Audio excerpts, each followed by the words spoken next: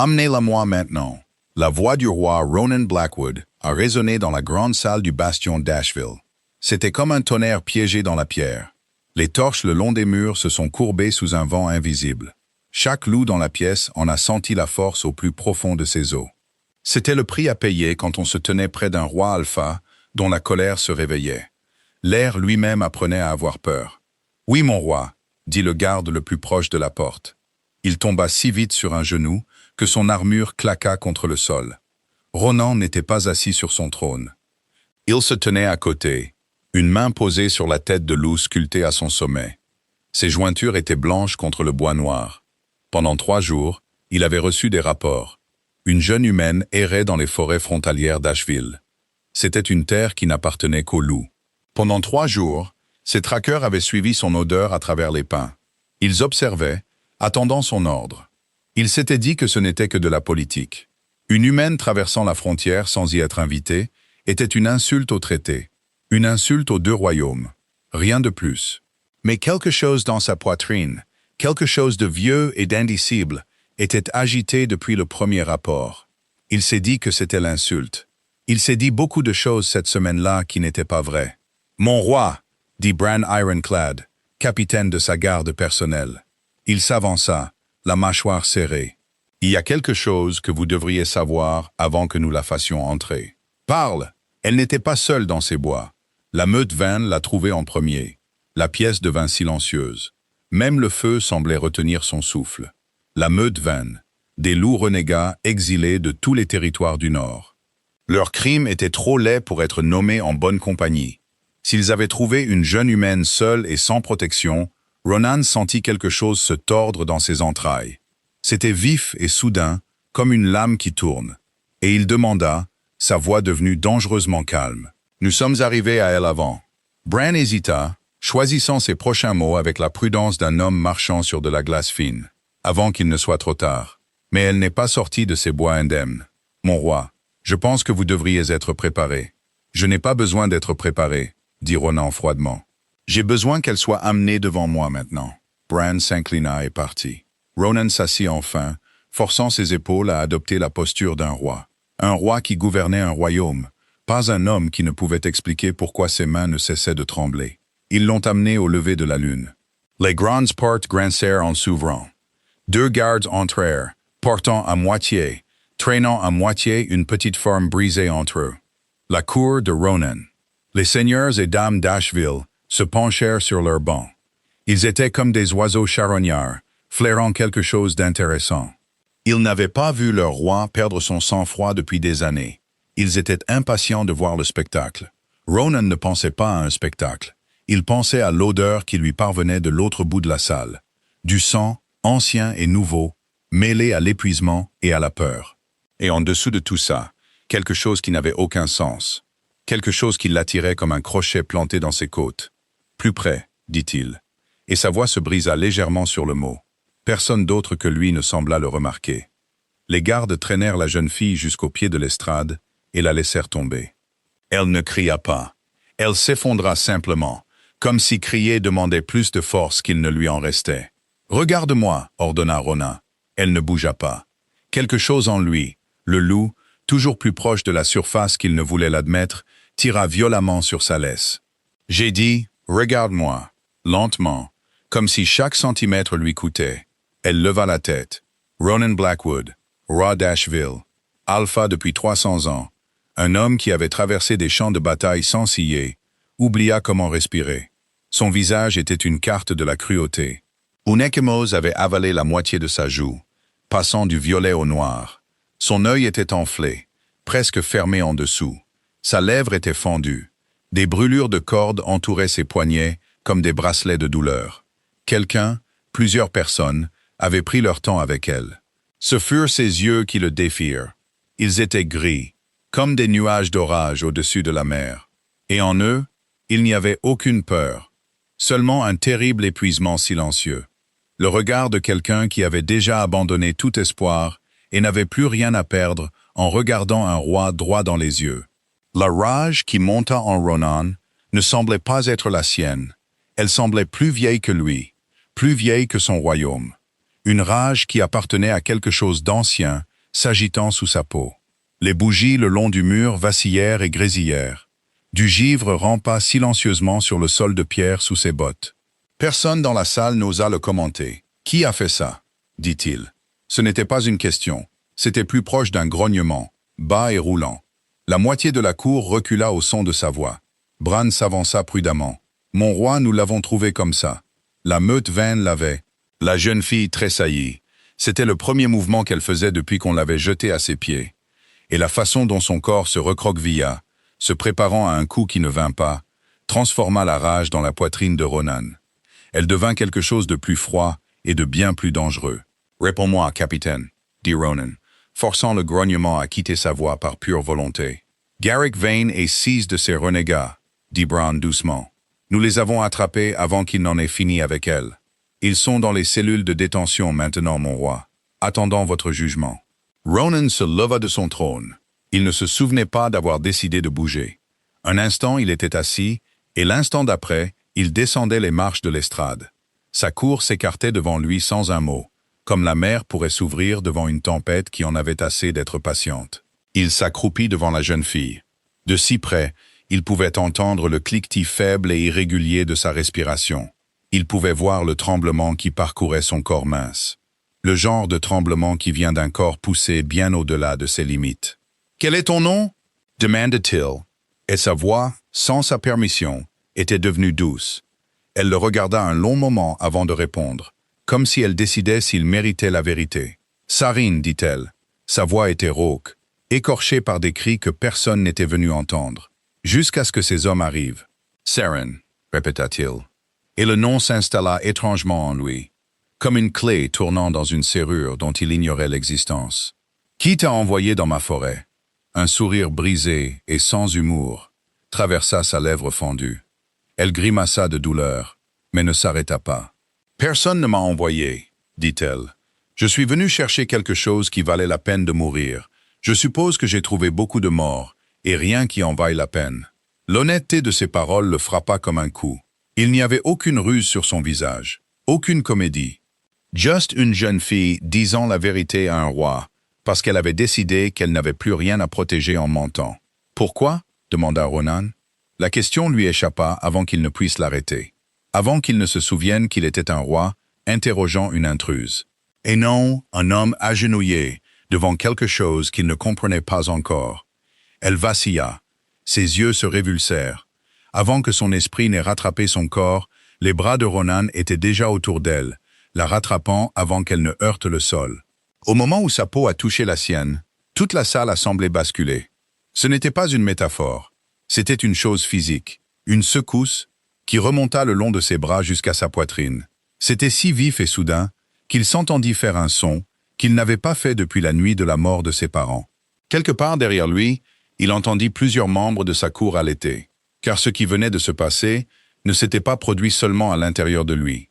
Cela s'était propagé à l'extérieur, visible, indéniable, le marquant devant chaque loup dans la pièce. Il baissa les yeux sur la jeune fille dans ses bras, sur Sarine. Humaine, brisée, saignante, une intruse qu'il aurait dû faire exécuter par principe 1 heure plus tôt. Et il comprit avec la terrible clarté d'un homme regardant sa propre vie changer en temps réel.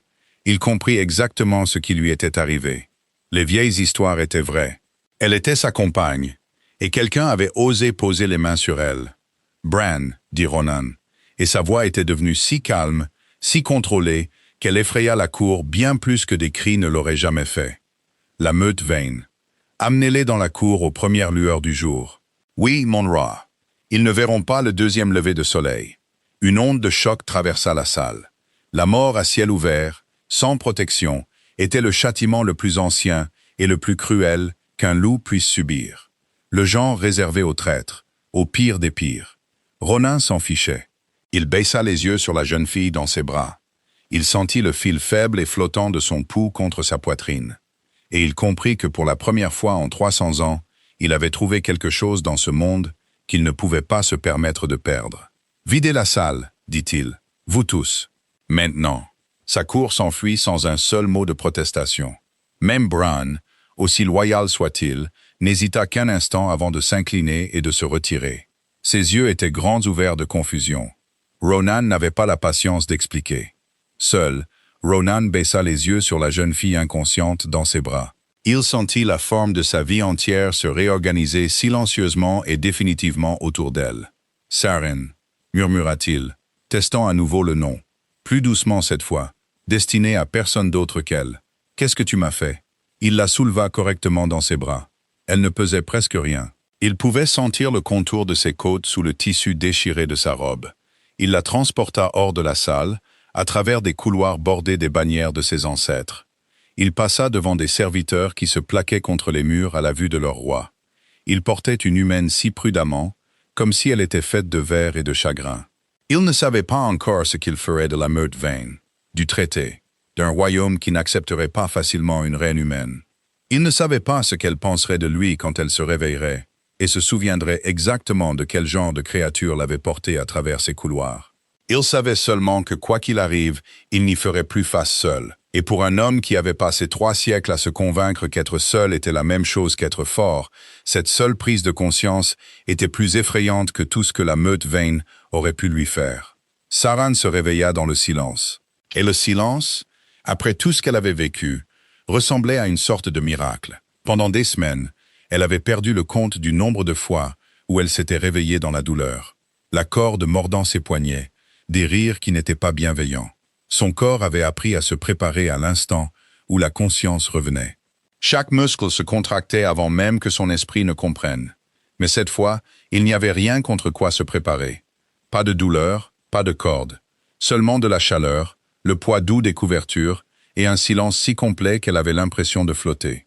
Elle ouvrit lentement les yeux, à moitié convaincue que c'était un tour que son esprit lui jouait. Une dernière cruauté, avant que la fin ne vienne enfin pour elle. Un plafond s'étendait au-dessus d'elle.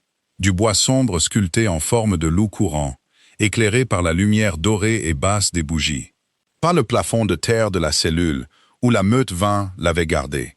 Pas le ciel qu'elle avait fixé à travers les arbres, pendant qu'ils riaient et se disputaient sur ce qu'ils allaient faire d'elle. Elle tourna la tête, et son souffle se coupa. Le roi Alpha était assis sur une chaise à côté du lit. Il l'observait avec des yeux de la couleur d'un ciel d'hiver. Pâle, perçant et bien trop conscient. Il avait l'air différent de ce qu'il était dans la salle du trône. Moins comme une tempête sur le point d'éclater, et plus comme un homme qui était resté assis très immobile pendant très longtemps, attendant. « Tu es réveillé, dit-il, et sa voix, bien que profonde, n'avait rien du tonnerre dont elle se souvenait. « Comment te sens-tu » Saran se redressa, et tout son corps répondit sans protester. Pas de douleur lancinante dans ses côtes. Pas de feu le long de sa lèvre fendue. Elle baissa les yeux sur ses bras. Les brûlures de corde avaient disparu. Les ecchymoses s'étaient entièrement évanouies, comme si quelqu'un les avait simplement effacées. La peur, froide et immédiate, remplaça sa confusion. « Qu'est-ce que vous m'avez fait » dit-elle. « Je t'ai guéri. » Ronan se pencha en avant, les coudes sur les genoux. Quelque chose dans sa posture, prudente, délibérée, comme un homme essayant très fort de ne pas effrayer un animal blessé, ne correspondait pas au roi terrifiant dont elle se souvenait. « Tu étais en train de mourir, Sarine. Je t'ai donné mon sang. » Les mots tombèrent comme une pierre dans une eau calme. Elle avait entendu les histoires chuchotées dans son village par les grands-mères, qui se souvenaient encore des anciennes guerres. Le sang de loup guérissait. Le sang de loup liait aussi. Il n'était jamais donné librement, et jamais sans un prix à payer. « Qu'est-ce que ça veut dire » dit-elle, serrant la couverture plus fort autour d'elle. C'était un instinct plutôt qu'une véritable défense. « Qu'est-ce que vous m'avez fait » Ça veut dire que tu es en vie. Sa mâchoire se serra. Et ça veut dire que nous devons parler. Saran balaya la pièce du regard. La taille de la pièce, la lourde porte, l'absence totale de quiconque pourrait l'entendre crier si cette conversation prenait une tournure à laquelle elle ne survivrait pas. Elle avait été assez stupide pour entrer volontairement en territoire loup, une fois déjà. Elle ne referait pas cette erreur de confiance. « Vous allez me tuer, dit-elle. » Et à sa propre surprise, sa voix ne trembla pas. « C'est pour ça que vous m'avez guéri d'abord. Vous voulez le faire correctement. Je ne vais pas te faire de mal. » Sa voix était vive, presque offensée, avant de s'adoucir à nouveau. « Je ne vais pas te faire de mal, Sarin. » La façon dont il disait son nom, comme s'il signifiait déjà quelque chose pour lui, comme s'il l'avait retourné dans sa bouche plus d'une fois pendant qu'elle dormait, lui fit picoter la peau d'une manière pour laquelle elle n'avait pas encore de mots. Alors, que voulez-vous de moi? Demanda-t-elle. Ronan se leva, se dirigea vers la fenêtre et regarda l'obscurité sans fin du ciel d'Asheville. La façon dont un homme regarde quelque chose qu'il essaie de trouver le courage de dire à voix haute. D'abord, je veux la vérité, dit-il. Pourquoi une jeune humaine a-t-elle traversé seule le territoire des loups? Personne ne fait ça par accident, et personne ne le fait pour un différend de traité. Sarine serra le drap plus fort et pensa à mentir. Elle y pensa juste le temps de se souvenir que la mort était déjà son plan avant que tout cela n'arrive. Et la mort n'avait plus rien à craindre de l'honnêteté. « Je suis venu chercher le rite de la lune creuse », dit-elle doucement. Ronan se retourna brusquement. Ce rite n'a pas été accompli depuis 50 ans. J'ai entendu le contraire. J'ai passé des mois à trouver quelqu'un qui me dirait la vérité. J'ai payé un garde-frontière tout ce que je possédais, pour apprendre où se trouvait encore l'ancien sanctuaire. Jell croisa son regard, refusant de détourner les yeux, même si tout en elle le voulait. Je suis venu échanger une vie contre une vie. La vie de qui? Ma sœur. La fissure dans sa voix était quelque chose qu'elle ne pouvait pas contrôler cette fois. Wynne a la maladie du dépérissement. Nos guérisseurs disent qu'il lui reste quelques semaines, peut-être moins. J'ai entendu dire que le rite pouvait la sauver. Une vie offerte pour une vie épargnée. Je suis venu offrir la mienne. Le silence s'étira entre eux, assez lourd pour que Sarine puisse entendre son propre pouls dans ses oreilles. « Tu es venu ici pour mourir pour ta sœur », dit finalement Ronan. Il y avait quelque chose dans sa voix qu'elle n'avait pas attendu. Pas de dégoût, pas d'incrédulité. Quelque chose de plus proche de la révérence. Oui, et la meute Vane vous a trouvé avant même que vous n'atteigniez le sanctuaire. Chaque muscle du corps de Sarine se raidit au souvenir. Les rires, l'amusement froid, les jours qui se confondaient en une longue leçon sur le peu de valeur de sa vie pour des hommes qui avaient décidé qu'elle n'était rien de plus qu'un jeu. Elle refoula durement le souvenir, comme elle avait appris à le faire. Elle l'enterra sous l'engourdissement qui l'avait maintenu debout si longtemps. « Vos hommes sont arrivés avant qu'il n'ait fini », dit-elle. « Je suppose que c'est la seule raison pour laquelle je suis en vie pour être interrogé par vous à la place. » Le capitaine Ironclad les a interrompus avant que ça n'aille plus loin. Oui, quelque chose de dangereux vacilla sur le visage de Ronan. Disparut aussi vite qu'il était apparu. Mais Sarine l'avait vu. « Tu devrais savoir qu'ils ne verront pas le coucher de soleil de demain. »« Bien, » dit Sarine. Et elle pensait chaque syllabe. Ronan l'étudia un long moment, quelque chose changeant derrière ses yeux pâles. « Tu es toujours une intruse dans mon royaume, Sarine. Ce crime seul devait se terminer par ton exécution. Et maintenant, il se rassit. Pour la première fois depuis qu'elle s'était réveillée, il ressemblait moins à un roi et plus à un homme à qui on avait donné un puzzle qu'il ne savait pas comment résoudre. Maintenant, tout a changé, dit-il. Et tu es au centre de tout ça, que nous le voulions ou non. Je ne comprends pas. Tu ne pourrais pas.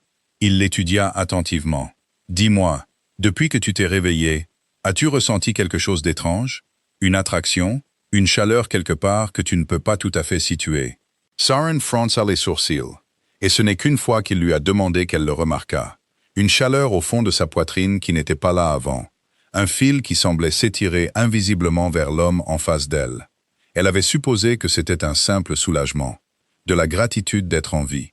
Maintenant qu'il l'avait nommé, cela ressemblait à quelque chose de bien plus délibéré. « Je ressens quelque chose », admit-elle lentement. « Je ne sais pas ce que c'est. Mon peuple a une légende, dit Ronan. Et sa voix était devenue calme, presque prudente, comme s'il manipulait quelque chose de fragile. La plupart d'entre nous la rejettent comme une histoire racontée au louveteau, pour expliquer pourquoi certains loups refusent sans bon parti. Nous l'appelons la compagne liée, un fil que la lune tisse entre deux âmes avant même qu'elle ne soit née. Quand le lien trouve son âme sœur, il ne demande pas la permission. Il se produit tout simplement. Une angoisse froide et lourde s'installa dans l'estomac de Sarine. « Pourquoi me dites-vous cela? Parce que quand je t'ai rattrapé avant que tu ne tombes dans cette salle, dit Ronan, en la regardant dans les yeux, le lien a trouvé son âme sœur. Toi, Sarine, tu es mienne. » Les mots restèrent suspendus dans la pièce comme quelque chose de lourd, quelque chose qui pourrait l'écraser si elle le laissait faire. Sarine rit, un rire sec, incrédule, teinté de quelque chose de proche de la panique. « Non, ce n'est pas. Je suis humaine. Vous êtes un... » C'est une sorte de piège pour me garder docile. J'aimerais que ce soit un piège. Il y avait une réelle frustration dans sa voix maintenant, brute et sans défense. « Penses-tu que je voulais ça? » J'ai gouverné ce royaume pendant 300 ans, sans une seule faiblesse que le monde pourrait utiliser contre moi. Et puis tu apparais à moitié morte dans ma forêt. Et soudain, la pensée que quelqu'un puisse à nouveau poser la main sur toi me donne envie de réduire en cendres la meute 22 fois. Ce n'est pas de l'affection, dit Sarine, sa voix plus vive maintenant, sur la défensive. C'est de la possession. Je n'ai jamais appelé ça de l'affection. Sa voix s'adoucit légèrement. Le lien n'est pas de l'amour, Sarine. Pas au début. C'est une reconnaissance. Ton sang connaît le mien, et le mien connaît le tien. Ce que nous choisissons de construire à partir de là, cette partie nous appartient encore. Sarine secoua la tête, essayant d'assembler les pièces en quelque chose qui avait du sens. Elle était venue à Asheville pour échanger sa vie discrètement, pour sauver sa sœur et disparaître. Elle n'avait pas prévu de devenir la compagne de qui que ce soit. « Je ne veux pas de ça », dit-elle. « Rien de tout ça. Moi non plus, admet Ronan. Mais le désir a très peu à voir avec ce qui est maintenant vrai. Alors je partirai. Je rentrerai chez moi. J'oublierai que tout cela est arrivé. Et tu ne survivras pas une semaine loin de moi. » La franchise de ses paroles la laissa sans voix. « Quoi ?» Ronan se leva, faisant les 100 pas, agité d'une manière qui ne correspondait pas au roi posé de la salle du trône. Le lien, une fois qu'il a trouvé son âme sœur, a besoin de proximité pour s'établir, surtout dans ses premières semaines. Nous n'avons pas à le compléter. Cela signifierait te transformer, te faire devenir ce que je suis, et je ne forcerai personne à cela. Mais si tu pars maintenant, le lien se battra contre toi pour ça. Tu tomberas malade, tu dépériras, et je soupçonne que moi aussi. Vous mentez, dit Sarine, bien que sa voix ait perdu de sa certitude. Vous essayez de me piéger ici. Alors teste-le toi-même. Il s'arrêta devant elle, assez près pour qu'elle puisse sentir la chaleur basse et constante qui émanait de lui, malgré le froid qui semblait toujours accompagner la présence d'un loup. Ferme les yeux. Imagine que tu sors de cette pièce, de ce château, que tu rentres chez toi. Contre son meilleur jugement, Sarine le fit. Elle imagina la route du retour, les champs au-delà des frontières d'Asheville, le petit visage fatigué de sa sœur attendant à la porte. Et à l'instant où l'image se forma clairement dans son esprit, une douleur lui transperça la poitrine. Si vive qu'elle lui coupa le souffle, comme si une corde invisible avait été tirée et menaçait de se rompre. Elle ouvrit les yeux, haletante, et le trouva qui la regardait avec une compréhension sombre et malheureuse. « Je déteste ça », murmura-t-elle. « Je sais », dit Ronan doucement. « Je le déteste aussi certains jours. Et d'autres jours, j'ai honte de voir à quel point je le déteste peu. » Ils restèrent assis en silence un long moment. Sarine sentit des larmes lui brûler les yeux, mais refusa de les laisser couler. Elle avait survécu à trop de choses pour craquer maintenant.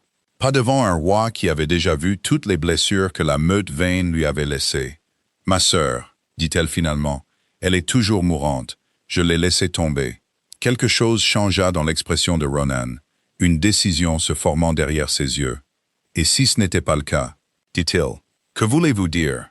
Le rite de la lune creuse n'existe plus, Sarine.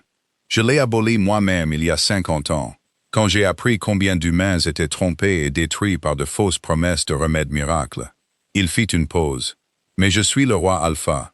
Mon sang t'a déjà guéri. Il peut la guérir aussi. » L'espoir, dangereux et presque insupportable, monta dans la poitrine de Sarine avant qu'elle ne puisse l'arrêter. « Vous feriez ça. J'ai des conditions. » Bien sûr qu'il en avait. « Nommez-les, dit Sarine, se préparant. Reste ici. Donne 3 mois au lien pour s'établir. Si à la fin de ce temps tu souhaites toujours partir, je t'aiderai à trouver un moyen de le briser. Peu importe le coût pour moi. » Ses yeux pâles croisèrent les siens, stables et sans ciller. « En retour, j'enverrai mon propre guérisseur à ta sœur ce soir, avec assez de mon sang, pour la guérir complètement. »« Pourquoi ?» exigea Sarine. « Pourquoi offrir cela? Que voulez-vous vraiment de moi ?» Le rire de Ronan était rauque, sans humour. « Honnêtement, je ne le sais pas entièrement. Le lien trouble le jugement d'un loup d'une manière que les vieilles histoires ne nous ont jamais vraiment prévenus. Chaque instinct en moi me dit de te garder ici, de te protéger, de ne plus jamais te perdre de vue. Mais je suis un roi depuis 300 ans, pas seulement un animal gouverné par son propre sang. Alors j'essaye, maladroitement, de trouver quelque chose de juste. Ta sœur vit. Tu gardes un choix, et je ne perds pas ce qui me reste d'esprit dans le processus. C'était, Sarine devait l'admettre, plus que juste, bien plus que ce qu'elle avait attendu du même roi qui, moins d'un jour auparavant, avait ordonné qu'on la traîne devant son trône pour être jugée. 3 mois, dit-elle lentement, et vous guérissez ma sœur ce soir. Pas à la fin. J'enverrai quelqu'un avant que la lune ne se couche. Tu as ma parole.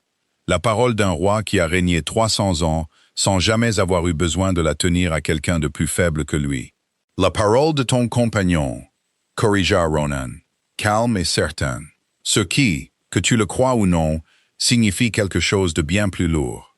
Sarin étudia son visage à la recherche de tout signe de tromperie et n'en trouva aucun. Seulement la même fatigue qu'elle ressentait dans ses propres os. Et une frustration qui semblait aussi réelle et non désirée que la sienne. D'accord, dit-elle. 3 mois, mais je veux un serment.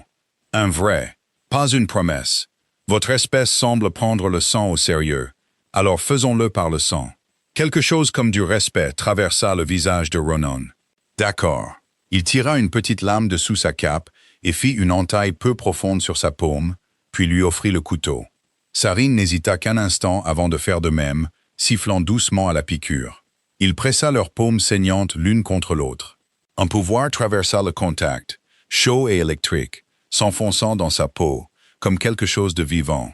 Moi, Ronan Blackwood, roi Alpha d'Ashville, je jure sur mon sang d'envoyer la guérison à Wynne cette nuit, et de libérer Sarin de ce lien, à la fin des 3 mois, librement et sans condition, si elle souhaite partir. Les mots restèrent suspendus dans la pièce, brillant d'un léger éclat doré le long des bords de sa peau. « Moi, Sarin, dit-elle, sa voix plus stable qu'elle ne se sentait. Je jure sur mon sang de rester 3 mois, et de donner à ce lien une chance juste et honnête. » L'éclat s'estompa.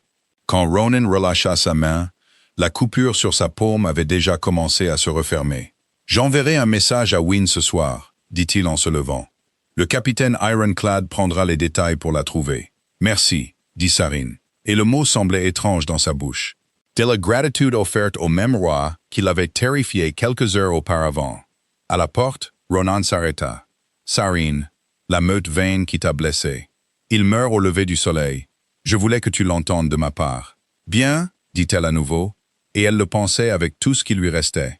Il hocha la tête une fois, quelque chose d'illisible dans ses yeux, et la laissa seule avec la lumière des bougies et l'étrange chaleur dorée qui vibrait encore faiblement sous sa peau.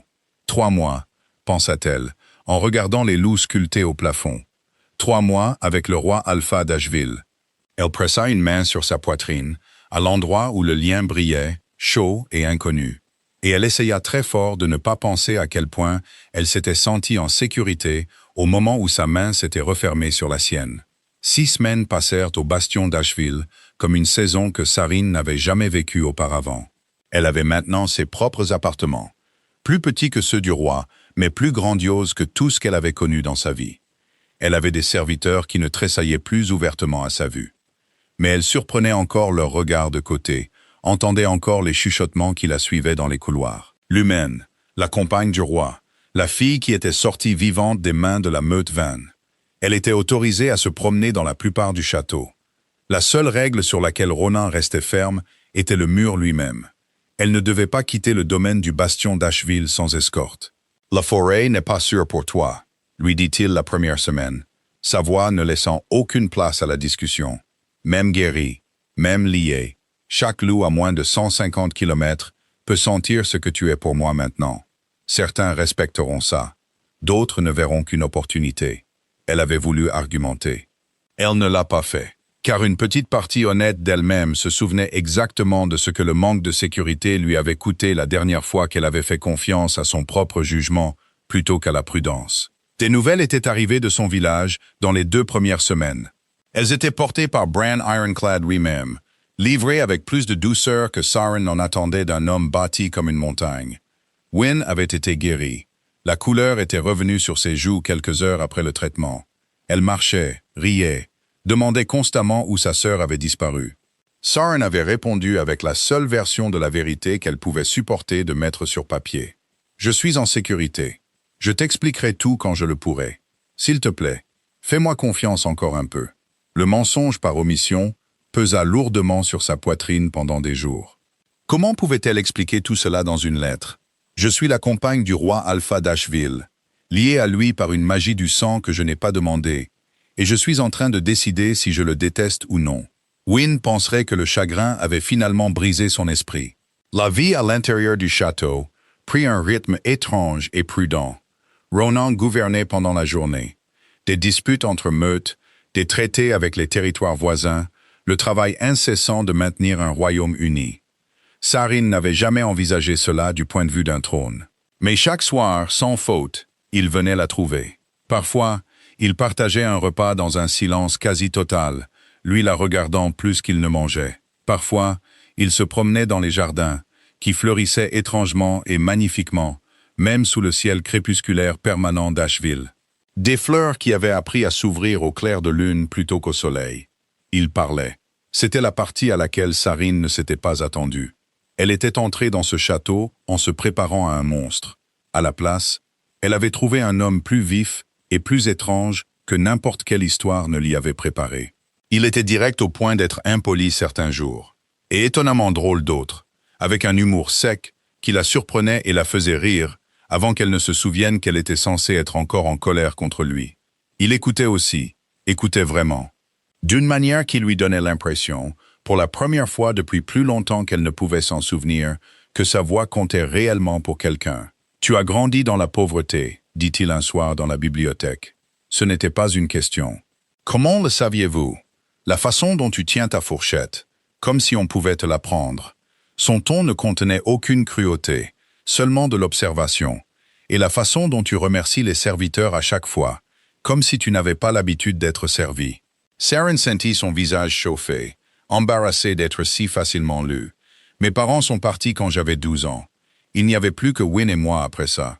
J'ai fait ce que je devais faire. Ce n'est pas une faiblesse. Sarine n'a pas dit que c'en était une.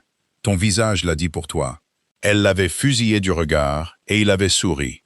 Un vrai sourire, rare et sans défense, qui fit quelque chose d'inconfortable et de chaud dans sa poitrine. Le lien se renforçait chaque semaine. Elle pouvait le sentir maintenant aussi clairement qu'elle sentait son propre rythme cardiaque. Un fil chaud tendu entre eux, se resserrant chaque fois qu'il quittait la pièce, se relâchant au moment où il revenait.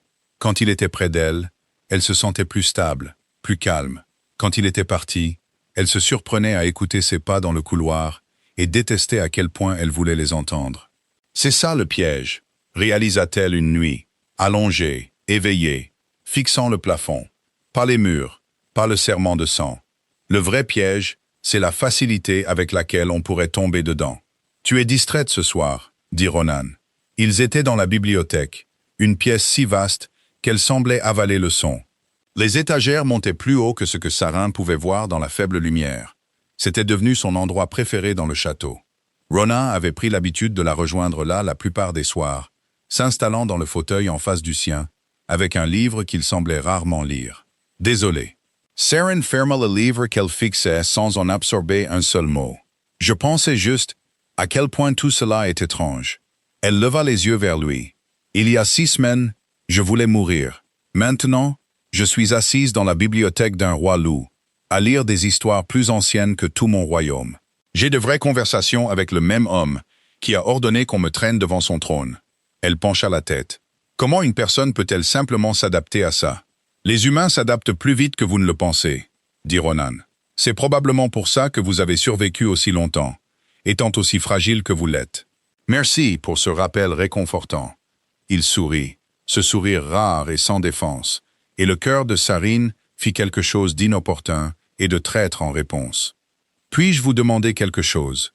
dit-elle avant de perdre son courage. « Toujours. Pourquoi n'avez-vous pas insisté pour que le lien soit complété ?» Elle choisit ses mots avec soin. Chaque livre que j'ai trouvé sur ce sujet mentionne à quel point les loups deviennent possessifs envers une compagne, au point de se perdre complètement. Vous auriez pu me transformer la première nuit, rendre tout cela plus simple pour vous. Pourquoi ne l'avez-vous pas fait? Quelque chose dans son expression devint sobre. Tu penses que je n'y ai pas pensé. Je n'ai pas dit ça. J'y pense constamment. Sarine, te transformer, te faire devenir ce que je suis. M'assurer que personne ne pourra plus jamais t'enlever à moi. Ses yeux pâles croisèrent les siens, sans ciller. C'est une fin pire que tout ce que j'ai ressenti en 300 ans. Alors pourquoi? Parce que tu mérites un choix. Sa voix était calme, mais il y avait de l'acier en dessous.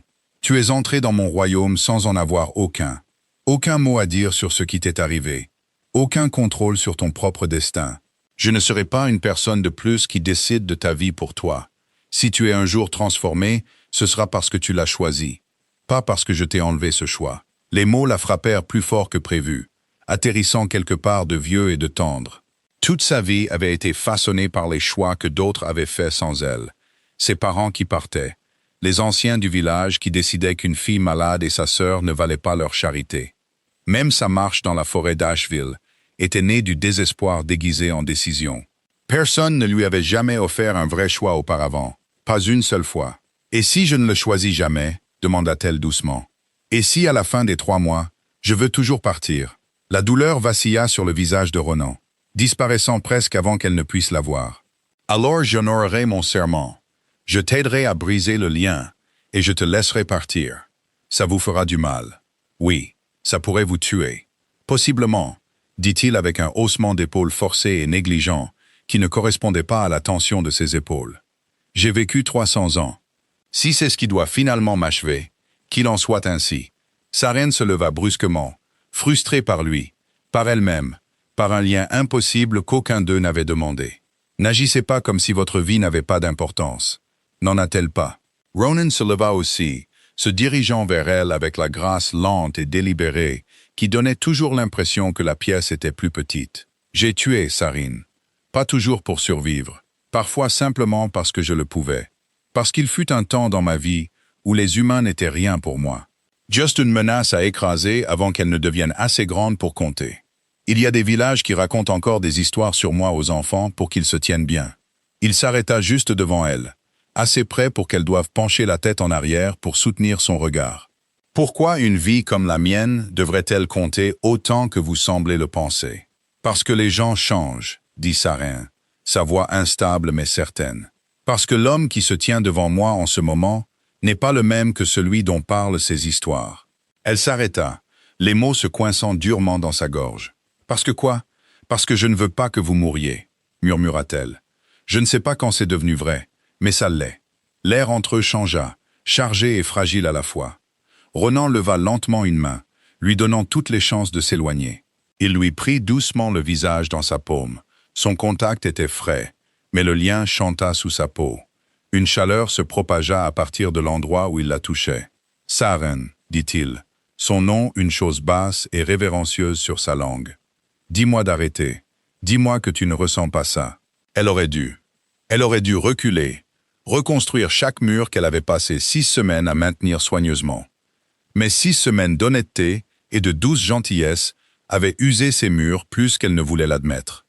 6 semaines à le regarder être patient avec des serviteurs effrayés, juste dans des disputes dont il n'avait pas à se soucier, farouchement protecteur d'un royaume plein de gens qui le craignaient plus qu'ils ne l'aimaient. 6 semaines à tomber amoureuse, sans jamais l'avoir voulu. « Je ne peux pas, » admit-elle. « Je le sens. Je déteste le sentir, mais je ne peux plus mentir à ce sujet. » Le pouce de Ronan effleura légèrement sa joue, ses yeux cherchant les siens avec quelque chose de proche de l'incrédulité. « Je ne mérite pas ça. Alors arrêtez d'être un monstre, » dit Saren doucement. « Pas pour le lien, pour vous-même. » Quelque chose en lui sembla se briser, ou peut-être enfin guérir. Il se pencha lentement, lui donnant toutes les chances de refuser. Et quand elle ne le fit pas, quand elle se hissa sur la pointe des pieds pour combler la dernière distance elle-même, il l'embrassa. C'était prudent, révérencieux, rien à voir avec la violence qu'elle aurait pu attendre d'un roi avec 3 siècles de sang sur les mains.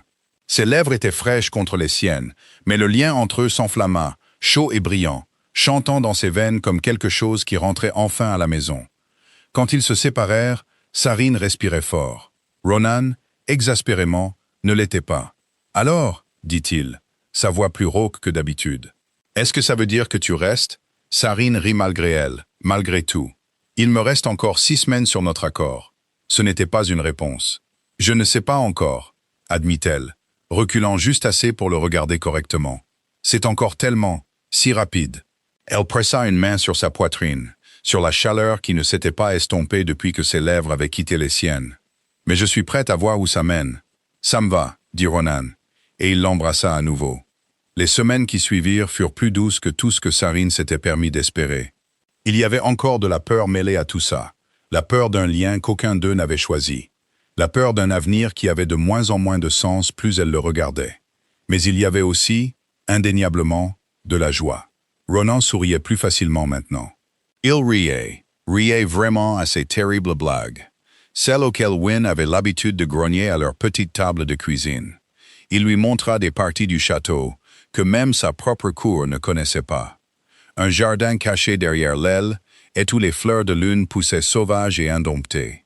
Un escalier étroit qui menait à une chambre de tour où le plafond avait été sculpté en une carte d'étoiles oubliée depuis longtemps par le reste du monde. « Ma mère a construit cette pièce », lui dit-il un soir, debout dans la tour avec les fausses étoiles brillant faiblement au-dessus d'eux.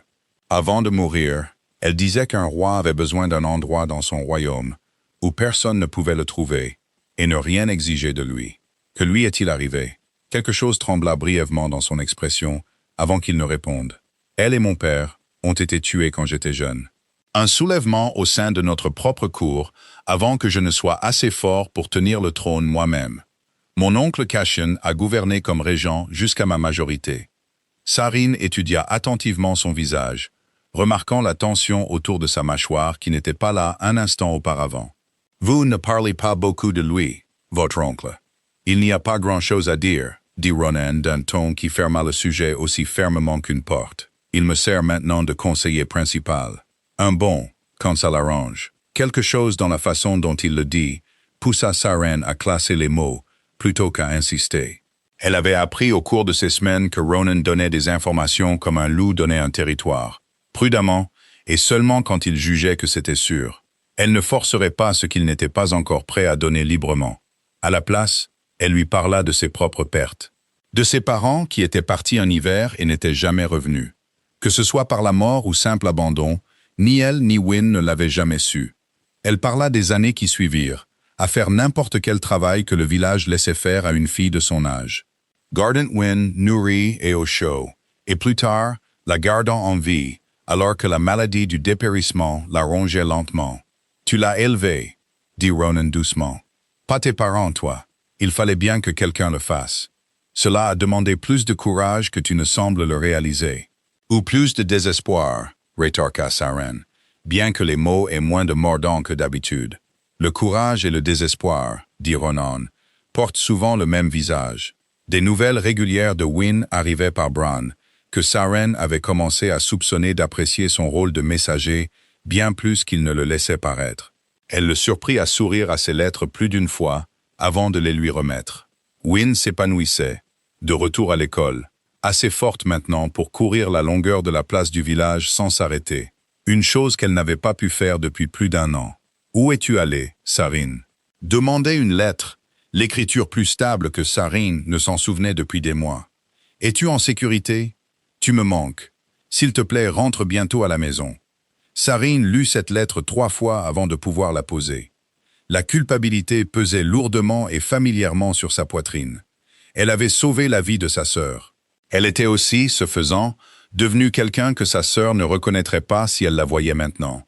Ce fut Marin, une jeune louve des cuisines aux cheveux bouclés et sombres, et au rire trop fort pour les couloirs formels d'Asheville, qui mentionna pour la première fois le nom du seigneur Cassian, d'une manière qui piqua les instincts de Sarene. « Vous voudrez faire attention à lui », dit Marin un après-midi alors qu'elles étaient assises à écosser des pois dans les cuisines du château. Une tâche que Sarin avait entreprise simplement parce que rester inactive dans ses appartements rendait le poids de tout plus difficile à porter. « Seigneur Cassian, je veux dire. » Il sourit beaucoup. Il sourit trop pour un loup, si vous voulez mon avis. Vous ne lui faites pas confiance. Marin jeta un coup d'œil vers la porte de la cuisine avant de baisser la voix. Ce n'est pas à moi de dire de telles choses sur l'oncle du roi. Mais ma mère servait ici quand le vieux roi et la reine sont morts. Et elle a toujours dit que le feu qui les a emportés a commencé là où il n'aurait pas dû. Il a commencé trop vite, trop opportunément. Elle haussa les épaules, comme pour se débarrasser des mots, après les avoir déjà prononcés. Ce ne sont pas mes affaires. Oubliez que j'ai dit ça, Marin. Oubliez vraiment. Elle força un sourire éclatant qui n'atteignit pas complètement ses yeux. « Passez-moi le panier, voulez-vous » Sarin laissa tomber, mais les mots lui restèrent en tête longtemps après que les pois furent écossés et rangés. Elle pensa à la façon dont le visage de Ronan s'était fermé comme une porte à la mention de son oncle. Elle pensa à Cassian lui-même, qu'elle n'avait rencontré que 2 fois. Un grand loup élégant avec de l'argent dans ses cheveux sombres, une voix aussi douce que du miel coulant, et des yeux qui la regardaient un temps de trop chaque fois qu'il se posait sur elle. Elle s'était dit que c'était de la simple curiosité, l'intérêt naturel d'une cour s'adaptant à une humaine en son sein. Maintenant, elle n'en était plus si certaine. Ce soir-là, Ronan la trouva dans la bibliothèque comme d'habitude.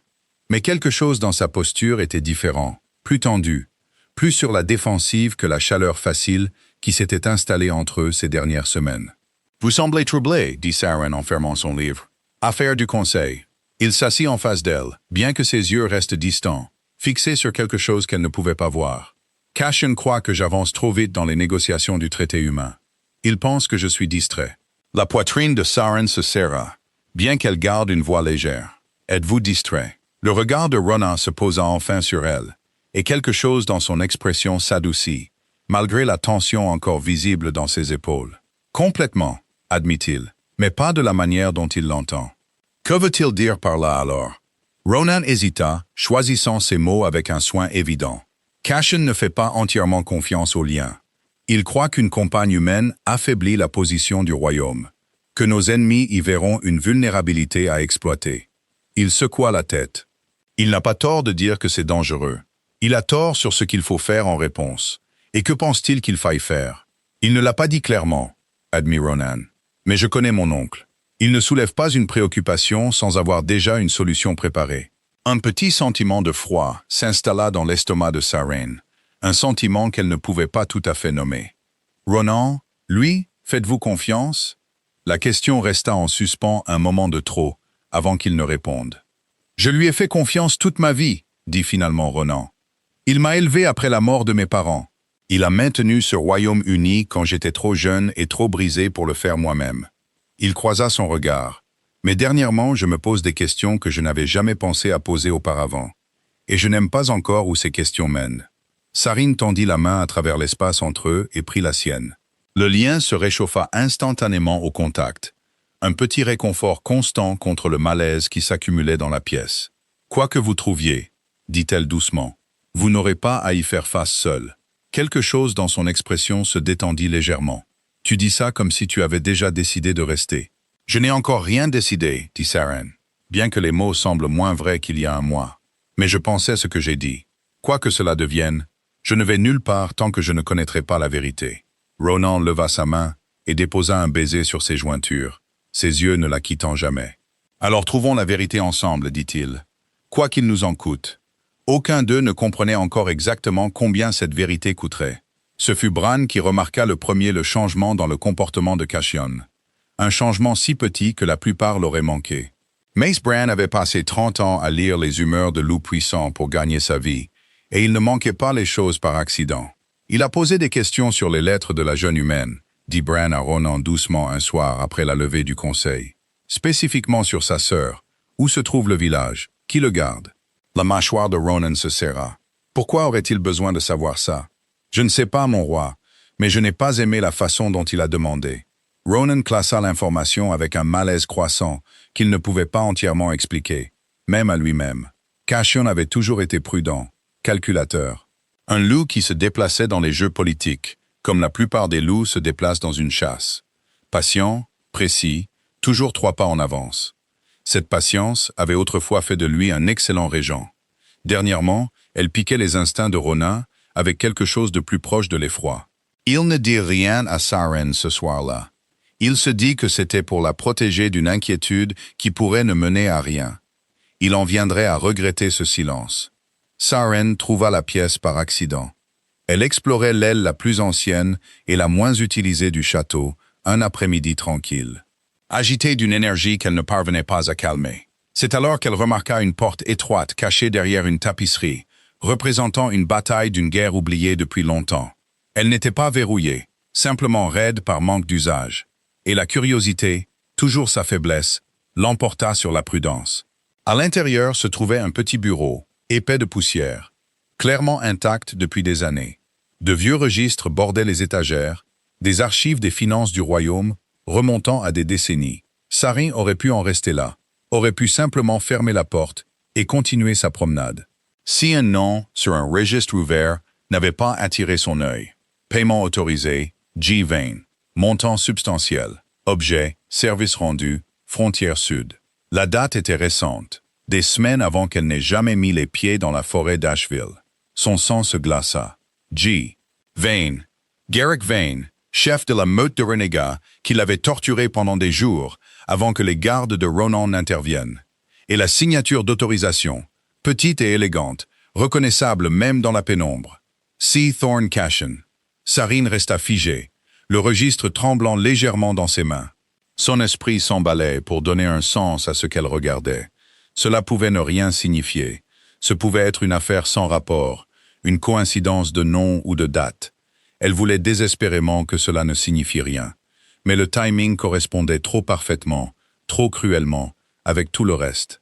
La meute Vane n'était pas simplement tombée sur elle par hasard. Quelqu'un les avait payés pour être exactement là où elle était. Quelqu'un à l'intérieur du château d'Asheville savait qu'elle venait et s'était assuré qu'elle n'atteigne jamais sa destination vivante. Des pas résonnèrent dans le couloir extérieur, lents et familiers. Seren repoussa le registre sur son étagère avec des mains tremblantes et se retourna juste au moment où la porte s'ouvrait complètement. Cashen se tenait dans l'embrasure de la porte, un sourire facile et élégant déjà en place. Mais quelque chose derrière ses yeux s'aiguisa à l'instant où il vit la pièce autour d'elle. « Dame Saren, dit-il, suavement. Je ne m'attendais pas à vous trouver en train d'explorer cette aile particulière. Je me suis perdu, dit Saren, forçant sa voix à paraître légère et insouciante, priant pour qu'il n'entende pas à quelle vitesse son cœur battait. Ce château est énorme. J'ai peur de ne toujours pas connaître la moitié du chemin. Compréhensible. Ses yeux balayèrent brièvement les étagères derrière elle, s'attardant une demi-seconde de trop sur le registre qu'elle venait de remettre à sa place. Cette pièce présente peu d'intérêt. De vieux contes pour la plupart, une lecture ennuyeuse même pour un érudit. « Je partais justement », dit Sarin en se dirigeant vers la porte. Cashen ne bougea pas immédiatement pour la laisser passer. Pendant un long moment, il l'étudia simplement, le sourire toujours figé, mais quelque chose de plus froid bougeait derrière son regard. « Vous avez fait une forte impression sur mon neveu, » dit-il finalement. « Le lien est une chose puissante. C'est dommage qu'il ne choisisse pas toujours judicieusement. C'est-à-dire rien dont vous ayez à vous soucier, dit Cashen, s'écartant enfin pour la laisser passer. Profitez du reste de votre après-midi, dame Sarin. Saren quitta cette pièce le pouls toujours battant, se forçant à ne pas regarder en arrière, à ne pas courir, à ne pas révéler que quelque chose n'allait pas. Ce n'est qu'après avoir tourné dans 3 couloirs différents qu'elle s'autorisa à s'arrêter, pressant une main contre le mur de pierre froide pour calmer sa respiration. Elle devait le dire à Ronan, mais elle devait aussi être certaine avant d'accuser son propre oncle de quelque chose d'aussi grave. Que ce qu'elle avait vu signifiait exactement ce qu'elle craignait. Elle n'eut pas la chance de décider selon son propre calendrier. Ce soir-là, Bran la trouva avant le dîner, son expression plus tendue qu'elle ne l'avait jamais vue. « Dame Sarin, dit-il doucement, le roi demande que vous veniez à son bureau maintenant, si vous le pouvez. » Quelque chose dans son ton lui dit que ce n'était pas une simple invitation. Elle trouva Rowan debout devant son bureau, un seul registre ouvert devant lui. Le même livre, réalisa-t-elle avec un sursaut, qu'elle avait trouvé plus tôt ce jour-là, bien qu'elle n'ait dit à personne ce qu'elle avait vu. « Tu as trouvé la salle des comptes, » dit Ronan sans lever les yeux. Sa voix était soigneusement contrôlée, d'une manière qui lui indiquait exactement combien d'efforts ce contrôle lui coûtait. « Comment avez-vous »« Cashen l'a mentionné, » dit Ronan en passant. « Il a semblé trouver amusant que tu sois entré. » Il leva enfin les yeux, et le regard dans ses yeux lui coupa le souffle. « Saren, dis-moi ce que tu as vu. » Elle lui raconta tout. Le registre, le paiement, le nom, la date, qui correspondait trop parfaitement à sa propre capture dans la forêt. Elle observa son visage pendant qu'elle parlait, observa quelque chose en lui devenir très immobile et très froid. La même immobilité dont elle se souvenait dans la salle du trône, la nuit où on l'avait traînée devant lui, meurtri et brisé. Quand elle eut fini, Ronan ne dit rien pendant un long moment. « Je veux que tu sois certaine, » dit-il finalement, sa voix basse. « Parce que, si c'est vrai, Sarin, cela signifie que mon oncle n'a pas simplement manqué de te protéger. Cela signifie qu'il a arrangé ta découverte. »« Pourquoi » murmura Sarin. « Pourquoi voudrait-il me faire du mal ?» Les mains de Ronan se crispèrent en poing à ses côtés. Je ne sais pas encore, mais j'ai l'intention de le découvrir. Ronan, je veux que tu me promettes quelque chose, dit-il, se tournant pour lui faire face complètement. Ses yeux pâles étaient féroces, avec une peur qu'elle n'avait jamais vue en lui auparavant. Quoi que nous découvrions à partir de maintenant, tu ne l'affrontes pas seul. Tu ne vas nulle part sans Bran ou moi-même. Me comprends-tu? L'intensité de sa voix ne laissait aucune place à la discussion. Et honnêtement, Saryn ne voulait pas discuter. Le souvenir des yeux froids de Cassian dans ce bureau poussiéreux suffisait à la convaincre. « Je comprends », dit-elle doucement. Ronan l'a pris dans ses bras, la tenant avec une sorte de prudence désespérée, comme si la pensée de ce qui aurait pu arriver, de ce qui pourrait encore arriver, était plus que même un roi alpha ne pouvait supporter calmement. « Je ne laisserai plus personne te toucher », murmura-t-il contre ses cheveux. « Ni Cassian, ni personne. » Saryn voulait le croire complètement. Mais une petite partie aiguisée d'elle-même, la partie qui avait appris à la dure à quel point il était dangereux de faire confiance trop facilement, ne pouvait pas tout à fait faire taire la peur. La peur que, quoi que Cassian ait commencé, il était loin d'avoir fini. Ronan ne confronta pas Cassian immédiatement. Il n'était pas assez stupide pour accuser le loup le plus puissant politiquement de sa cour de conspiration sur la base d'une seule entrée de registre, pas sans comprendre la pleine mesure de ce à quoi il avait affaire. Au lieu de cela, il observa, il écouta. Il demanda à Bran de revoir discrètement chaque compte que Cassian avait touché au cours de la dernière année, chaque paiement, chaque message envoyé au-delà des murs du château. Et lentement, douloureusement, une image commença à se former. Une image bien plus grande et bien plus sombre qu'un simple acte contre Saryn. Cela a commencé avec l'incendie. On avait dit à Ronan toute sa vie que le feu qui avait tué ses parents avait commencé par accident. Une bougie laissée trop près de vieilles tapisseries. Une tragédie de négligence, plutôt que d'intention. Il avait pleuré cette histoire pendant 300 ans, sans jamais la remettre en question. Mais enfoui dans les plus anciens registres de Cassian, dans une écriture que Ronan reconnut instantanément comme celle de son oncle, se trouvait un paiement, fait la semaine même de l'incendie, à un loup dont Ronan ne reconnaissait pas le nom. Pour un motif laissé, soigneusement, délibérément vague. Il resta avec cette découverte pendant 3 nuits blanches, avant d'en parler à qui que ce soit, y compris Saryn. « Vous pensez qu'il les a tués ?» dit Saryn doucement, quand il trouva enfin les mots pour le lui dire.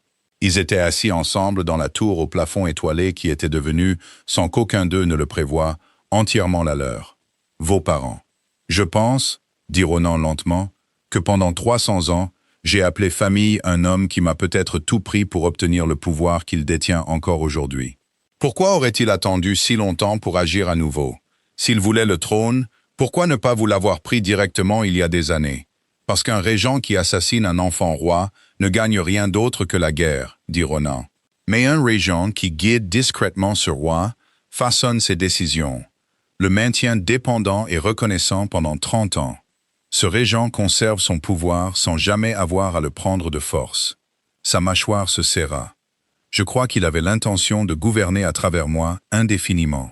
Et je crois que le fait que tu deviennes ma compagne menace cet arrangement d'une manière qu'il n'avait pas anticipée et qu'il ne peut pas contrôler. Parce que je pourrais le démasquer. Parce que tu me donnes envie d'une vie hors de son influence, dit Ronan doucement.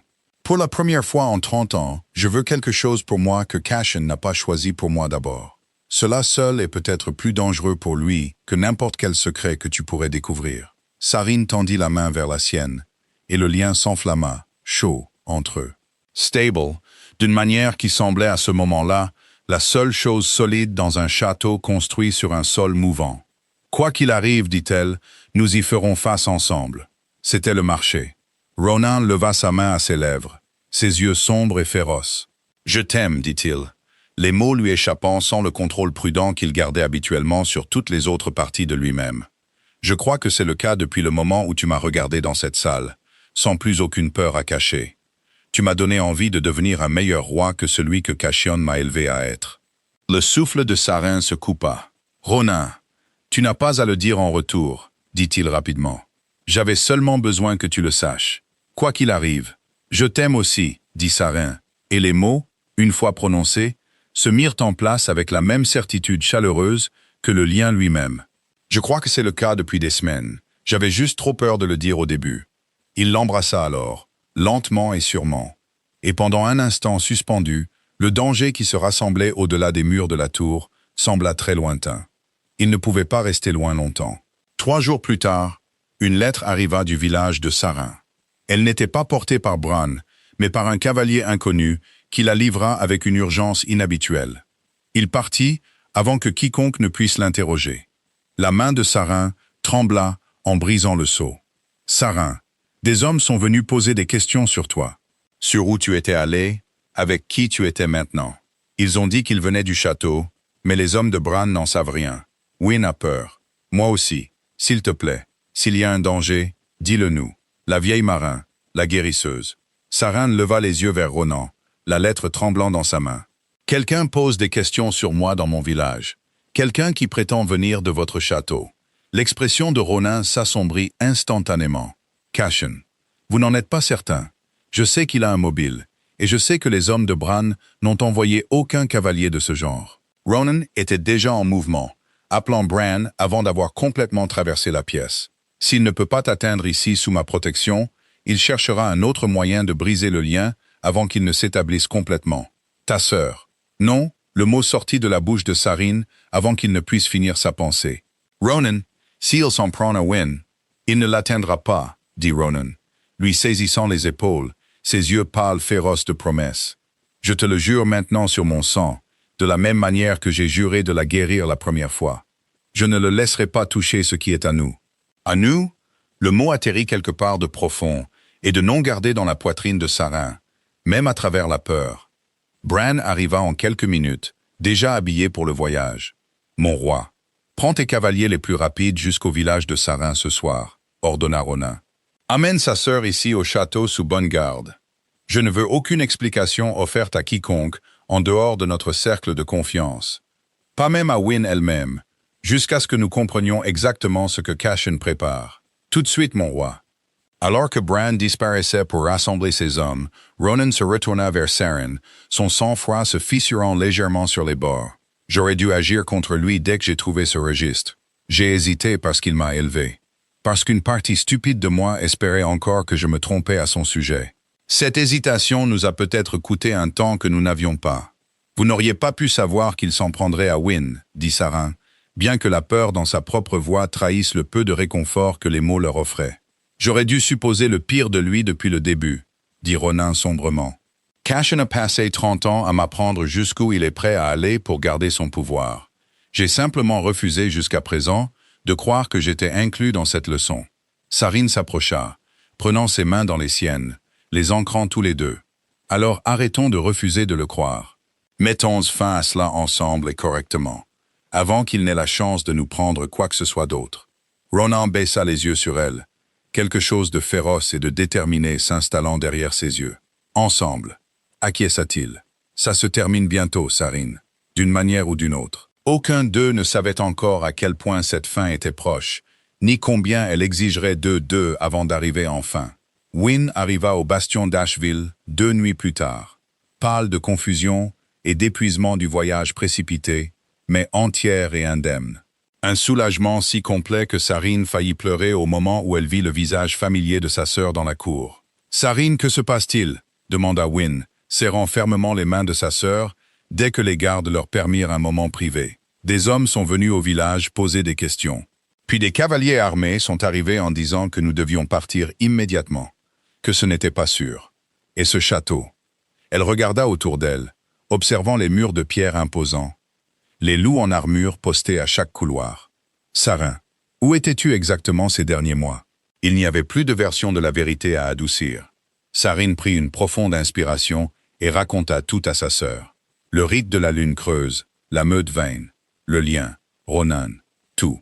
Elle regarda l'expression de Wyn passer de la confusion au choc, puis à quelque chose que Saryn ne pouvait pas tout à fait lire. « Tu allais échanger ta vie contre la mienne, » dit finalement Wyn, sa voix se brisant. « Tu allais mourir et ne jamais me le dire. Je ne pensais pas que j'aurais la chance de te le dire, » admit Saryn. « Je pensais que je serais déjà parti. » Wyn la serra dans une étreinte féroce, toutes deux tremblantes. « Ne refais plus jamais quelque chose comme ça sans me le dire. Tu comprends? Plus jamais. Je te le promets, dit Sarin, et elle le pensait complètement. Quand Wynne se recula enfin, essuyant ses yeux, elle étudia attentivement le visage de Sarin. Et ce roi, ce Ronan, est-ce que tu l'aimes? Sarin n'hésita pas. Oui, même en sachant ce qu'il est. Surtout en sachant ce qu'il est, dit Saran. Il a passé chaque jour depuis que je me suis réveillé dans ce château à essayer d'être quelqu'un digne de cet amour. Ça compte plus pour moi que son titre. Wynne l'étudia un long moment avant de hocher lentement la tête. Alors je suppose que je vais devoir le rencontrer correctement. Elle le fit le soir même. Et bien que la rencontre ait commencé avec une méfiance évidente de la part de Wynne, la patience attentive de Ronan, la même patience qu'il avait montrée à Sarin dès leur première conversation dans ses appartements privés, apaisa lentement une partie de la peur de sa sœur. Ce fut l'arrivée de Cassian, sans prévenir, qui brisa entièrement le calme fragile de la soirée. Il entra dans la petite salle à manger privée avec son élégance habituelle. Mais quelque chose dans ses yeux, vif et calculateur, dit immédiatement à Sarin que ce n'était pas une visite accidentelle. « Pardonnez l'interruption », dit Cassian suavement. « J'ai entendu dire que la sœur de la jeune humaine était arrivée. Je souhaite lui offrir personnellement la bienvenue. »« C'est aimable à vous », dit Wynne prudemment, sentant clairement la tension dans la pièce, sans en comprendre entièrement la source. Ronan se leva lentement de son siège, son expression taillée dans la pierre. « Oncle, je ne t'attendais pas ce soir. Aurais-je dû attendre une invitation ?» Le sourire de Cassian ne vacilla pas, mais quelque chose de plus froid bougeait derrière. « Je comprends que tu as fait sortir et examiner mes vieux registres comptables cette semaine. Assez minutieusement d'après ce que mes sources me disent. » La pièce devint très silencieuse. « Tu vas vouloir m'expliquer ça directement, » dit Ronan, sa voix basse et dangereuse, plutôt que de me le laisser entendre par des intermédiaires. « Expliquer quoi exactement ?» Cassian écarta les mains. « L'image de l'innocence blessée. Les vieilles affaires d'un régent. Je n'ai rien fait dans ce royaume dont j'ai honte d'avoir gardé une trace, Ronan. Alors explique le paiement à Garrick Vane, dit Ronan d'un ton sec. La semaine avant que Sarin ne soit retrouvée à moitié morte dans notre forêt. Quelque chose vacilla sur l'expression composée de Cassian. La première fissure authentique que Sarin avait vue en lui depuis leur rencontre. Un malentendu. Vane m'a approché pour des droits de territoire le long de la frontière sud. Je l'ai payé pour qu'il déplace sa meute loin des terres du traité humain. Rien de plus. Il s'est déplacé directement sur le chemin de la seule humaine qu'il n'aurait pas pu savoir qu'elle arrivait, dit Ronan. Sauf si quelqu'un lui a dit exactement où et quand l'attendre. Le sourire de Cassian disparut enfin complètement. « Tu m'accuserais, » dit-il doucement, sur la base d'une coïncidence et des souvenirs confus d'une fille brisée. « Je t'accuserais, » dit Ronan, s'approchant, sur la base de 30 ans à te regarder positionner chaque pièce de ce royaume, exactement là où elle sert le mieux ton propre pouvoir. J'ai été un imbécile de ne pas le voir plus tôt. L'incendie de mes parents, ma propre dépendance à tes conseils, cultivée si soigneusement que je ne l'ai jamais remise en question. Et maintenant ça, une tentative d'éliminer la seule personne dans ma vie que tu ne peux pas contrôler.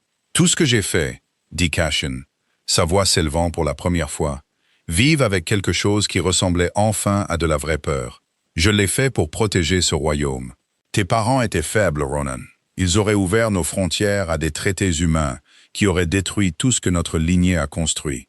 J'ai fait ce qui devait être fait. L'aveu, une fois qu'il fut enfin prononcé, tomba dans la pièce comme un coup physique. Wynne haleta audiblement. Sarin sentit son estomac se transformer en glace. « Tu les as tués, » dit Ronan, sa voix devenue terrifiante de calme. « Tu as tué mes parents et tu m'as laissé les pleurer pendant 300 ans, croyant que c'était un accident. J'ai sauvé ce royaume, » dit Cassian, ne prenant plus la peine de le nier. « Et je ne te regarderai pas défaire ce travail maintenant, pour une jeune humaine qui a obscurci chaque once de jugement qu'il te reste. »« Garde, » dit Ronan, sans élever la voix, bien que l'ordre ait traversé toute la salle. L'expression de Cassian changea instantanément, le calcul remplaçant la peur. « Tu arrêterais ta propre famille, ton seul sang restant. J'arrêterai l'homme qui a assassiné mes parents et orchestré la torture de ma compagne, » dit Ronan. « Le sang a très peu à voir avec ce que tu mérites maintenant. » Les gardes se déplacèrent pour saisir Cassian, mais il fut plus rapide que prévu. Un flou de mouvement, une table renversée, puis il était parti par la porte latérale, avant qu'une seule main ne puisse se refermer sur lui. « Il s'échappe !»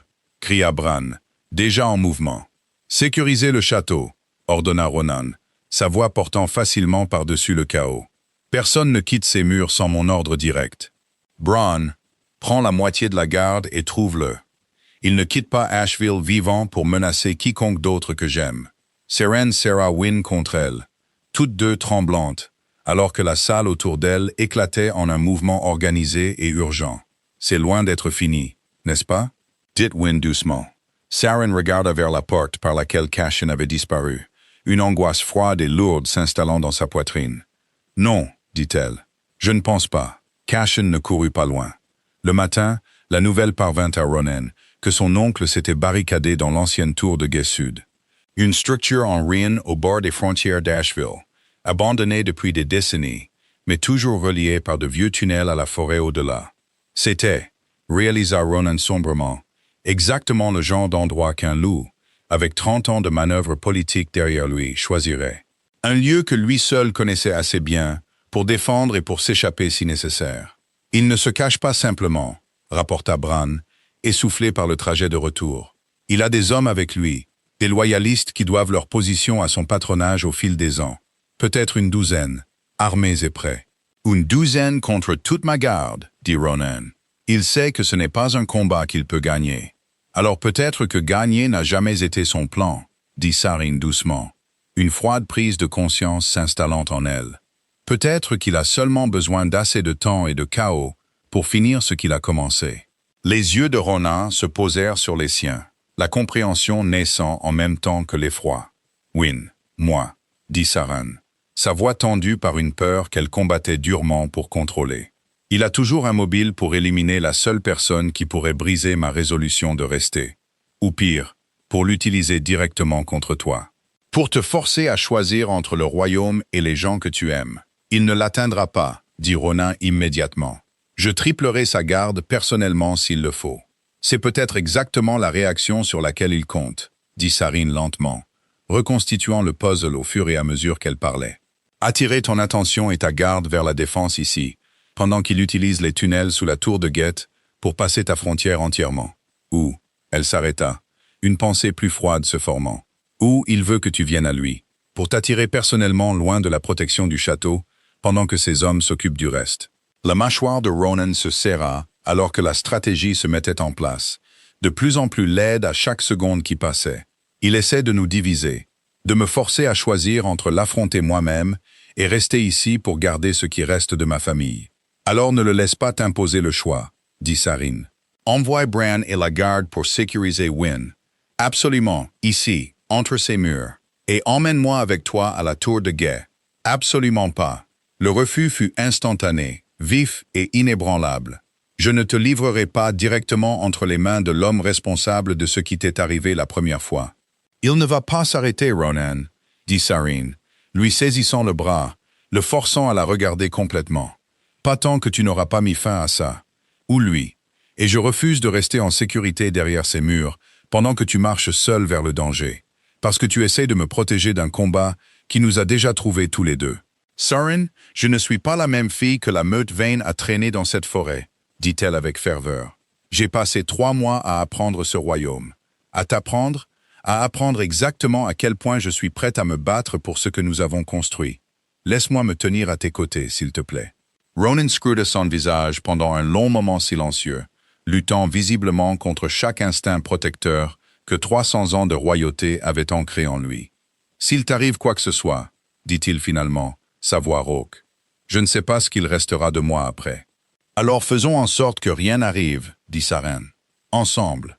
Ils chevauchèrent vers la tour de guet au crépuscule. Une petite escorte prudente des gardes les plus fidèles de Ronan, se déplaçant silencieusement à travers la forêt qui avait autrefois failli tout coûter à Saryn. Elle sentit la vieille peur s'agiter alors que les arbres se refermaient autour d'eux. Des souvenirs de cordes, de rires et de jours qui se confondaient dans la douleur. Mais elle la repoussa, se stabilisant contre le lien qui vibrait, chaud et constant, sous ses côtes. Contre la présence de Ronan chevauchant à ses côtés. La tour de guet s'élevait des arbres, en ruine et grise. La lumière des torches vacillait faiblement depuis d'étroites fenêtres près de son sommet. Il sait que nous sommes là, murmura Ronan, scrutant la lisière de la forêt avec des yeux vifs et méfiants. Il n'aurait pas choisi un endroit aussi exposé s'il ne s'était pas déjà préparé à cette approche exacte. Ils trouvèrent le premier signe de problème, à la base de la tour. La porte extérieure était ouverte, sans surveillance. Une invitation trop évidente pour n'être autre chose que délibérée. « Un piège !» dit Bran sombrement. « Alors nous le déclencherons prudemment », répondit Ronan. « Et selon nos termes, pas les siens. » À l'intérieur, la tour était sombre et silencieuse. La poussière était épaisse sur les meubles abandonnés. L'air était lourd de l'immobilité particulière d'un endroit trop calme pour être vraiment vide. Ils montèrent lentement les étroits escaliers de pierre, les gardes se déployant devant eux, jusqu'à ce qu'ils atteignent la chambre supérieure où la lumière des torches brillait derrière une porte entr'ouverte. Cashen les attendait, seul. Ses loyalistes n'étaient nulle part en vue. Un fait qui mit immédiatement tous les instincts de Saryn en alerte. « Où sont tes hommes ?» demanda Ronan, entrant dans la pièce avec Saryn juste derrière lui. « Partis », dit simplement Cashen. « Je les ai envoyés il y a des heures vers ton château et ta précieuse belle-sœur humaine. » Son sourire était mince, froid, totalement dépourvu de la chaleur dont Saryn se souvenait de leur précédente rencontre. « Tu as amené ta garde ici, exactement comme je l'espérais. » Le sang de Ronan se glaça alors que la forme complète du piège se révélait enfin. « Tu voulais que je divise mes forces, que j'amène ma garde la plus forte ici, laissant le château exposé. Je t'ai élevé à penser 3 pas en avance sur n'importe quel adversaire, dit Cashen. Je ne m'attendais pas à ce que tu oublies cette leçon si complètement, dès qu'une jeune humaine est entrée dans ta vie. Bran, lança Ronan, se tournant déjà. Retourne maintenant, prends tout ce que tu peux. Mais alors même que Bran se dirigeait vers les escaliers, une corne retentit au loin. Aiguë, urgente, le signal indubitable d'une attaque déjà en cours au bastion d'Ashville. Vous êtes arrivé trop tard, dit Cashen doucement, quelque chose de presque doux dans sa voix, comme s'il regrettait sincèrement ce qui allait suivre. Mes hommes ont atteint le château il y a 1 heure. Le temps que votre garde arrive, je soupçonne qu'ils trouveront très peu de choses à défendre. Le cœur de Saryn se serra de terreur pour Wyn, pour tous ceux qui étaient restés derrière ces murs. Mais sous la peur, quelque chose d'autre s'enflamma.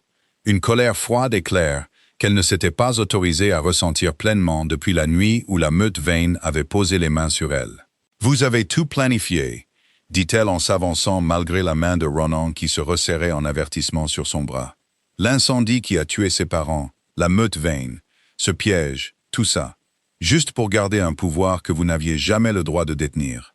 J'ai maintenu ce royaume uni pendant 30 ans, dit Cashen. Et pour la première fois, une véritable émotion perça à travers son sang-froid. Pas de la culpabilité, mais quelque chose de plus proche de la fierté blessée.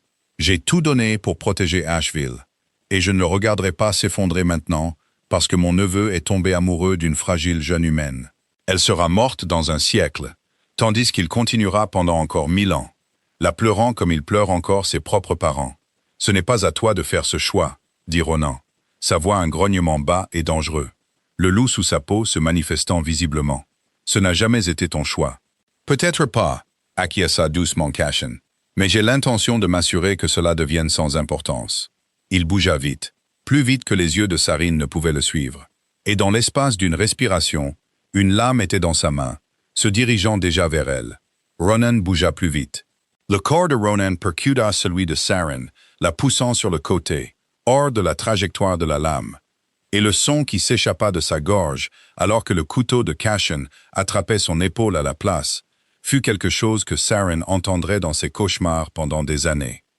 Pas tout à fait humain, pas tout à fait loup. Quelque chose d'ancien et de furieux s'élevant entre les deux. Ronan. Il ne tomba pas. Au contraire, la blessure sembla lui enlever le dernier de son contrôle. Ses yeux changèrent, l'or se mêlant au gris pâle. Et le grognement bas qui montait dans sa poitrine n'avait plus rien d'humain. « Tu n'aurais pas dû faire ça, » dit Ronan, sa voix tombant dans quelque chose de bien plus animal que le roi posé que Saryn avait appris à connaître. « Tu aurais dû la laisser en dehors de ça. » Cashen, à son crédit, ne s'enfuit pas. Il leva à nouveau sa lame, prêt à affronter ce qui allait suivre. Mais il avait 30 ans de plus que son apogée en tant que combattant, et Ronan avait passé 300 ans à survivre à ce genre de confrontation. Le combat qui suivit fut brutal et rapide. plus d'instinct que de stratégie de la part de Ronan. Des années de fureur contenue, trouvant enfin un exutoire. Saren se plaqua contre le mur, les gardes de Bran se déplaçant pour flanquer la pièce, mais aucun d'eux n'osa s'interposer entre un roi alpha complètement déchaîné et l'homme qui avait assassiné ses parents. Ça s'est terminé rapidement. La lame de Cachion tomba sur le sol de pierre, suivie un instant plus tard par Cachion lui-même. Cloué au sol sous le poids de Ronan, la gorge exposée à des dents devenues acérées et dangereuses dans sa fureur. « Ronan !» dit Sarine, sa voix tremblante, mais assez stable pour percer la brume de rage qui obscurcissait ses yeux. « Ronan, regarde-moi !» Pendant un terrible moment suspendu, elle n'était pas certaine qu'il puisse l'entendre. Pas certaine que l'homme qu'elle aimait soit encore présent derrière le loup. Le loup qui décidait actuellement de mettre fin à la vie de son oncle à main nue. Ronan. Elle s'approcha, ignorant la main d'avertissement de Bran sur son bras. « S'il te plaît, ne le laisse pas faire de toi quelque chose que tu regretteras. Pas pour lui. Il ne vaut pas ce que cela te coûtera. » Lentement, douloureusement lentement, quelque chose dans la posture de Ronan se détendit. L'or dans ses yeux s'atténua juste assez pour que, lorsqu'il la regarda enfin, elle reconnaisse l'homme sous la fureur. « Il a assassiné mes parents, » dit Ronan, sa voix brute. « Il t'a blessé. Il a failli prendre Wyn. Tout prendre. Je sais, » dit Saren doucement. « Et il répondra de tout cela. Mais pas comme ça. Pas en te perdant à cause de lui une dernière fois. » La respiration de Ronan était saccadée. Son épaule saignait encore abondamment. Mais lentement, il se retira de Cashen, se relevant avec un effort visible. « Attachez-le !»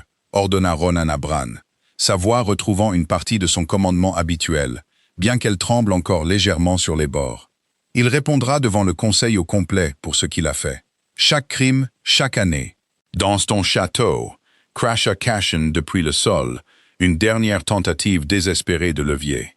Même maintenant, mes hommes y sont déjà. Même liés, je pourrais. Tes hommes trouveront considérablement moins que ce à quoi ils s'attendaient, dit une nouvelle voix depuis l'embrasure de la porte. Meryn se tenait là, essoufflé, son tablier de cuisine troqué contre le cuir d'un garde, une lame ensanglantée à la main. Le personnel de cuisine n'est pas aussi impuissant que la cour le suppose, dit-elle avec un sourire fatigué mais féroce. Nous avons été prévenus 1 heure avant l'attaque. Un des hommes de Cashen a eu un revirement de dernière minute. Nous étions prêts. Dame Wyn est en sécurité. Le château a tenu. Le soulagement submergea Saren, si soudainement que ses genoux faillirent flancher. Ronan la rattrapa avant qu'elle ne puisse tomber.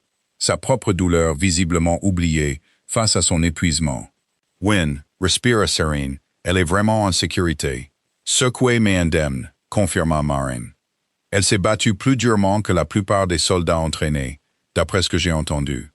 Votre sœur a plus de courage qu'on ne lui en attribue. » Un rire brisé et soulagé s'échappa de Sarine. Des larmes coulant enfin librement après des mois à les retenir soigneusement. Ronan la serra contre lui, malgré le sang qui imbibait encore sa chemise, et déposa un baiser sur ses cheveux. « C'est fini, » murmura-t-il. « Sarin, c'est enfin fini. » Elle voulait désespérément le croire.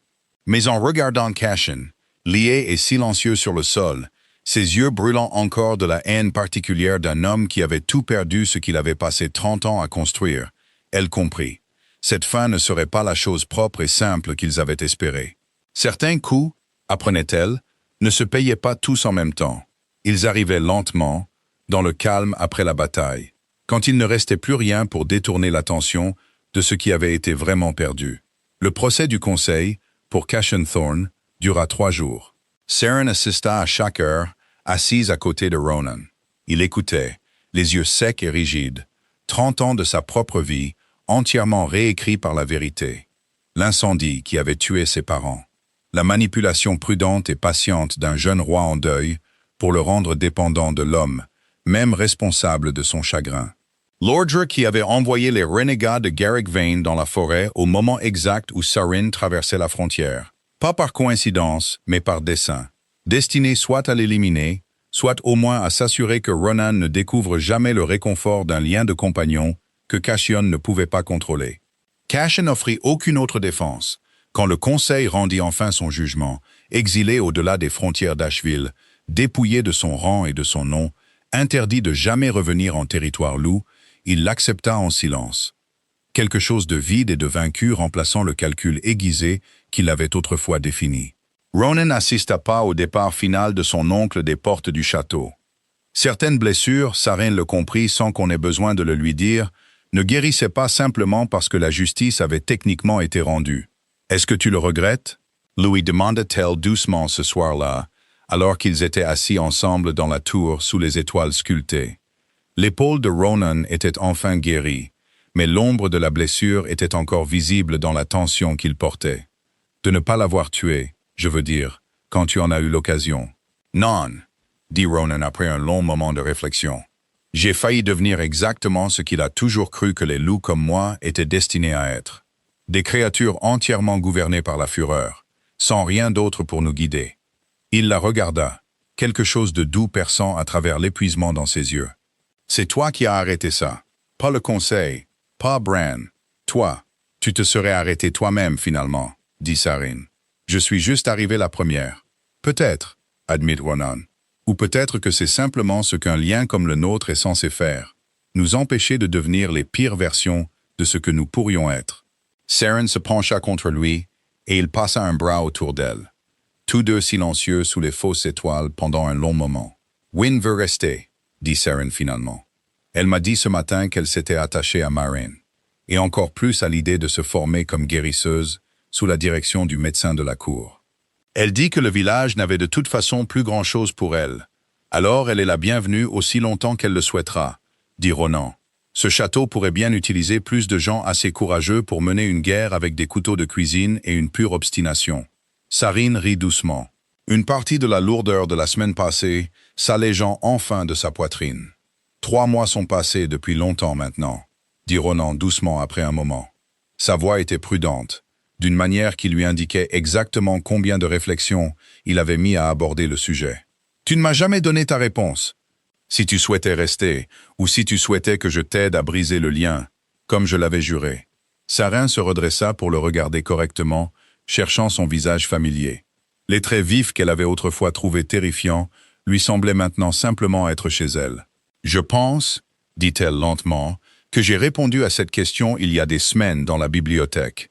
Je n'ai juste pas dit les mots assez clairement pour que tu sois certain. »« Dis-les maintenant, » dit Ronan, quelque chose de brut et d'espoir dans sa voix. « Clairement. J'aimerais être certain. Je choisis de rester, » dit Sarine. « Pas parce que le lien me rend malade sans toi. Pas parce que je te dois une dette pour la vie de Wyn. Je te choisis, Ronan Blackwood.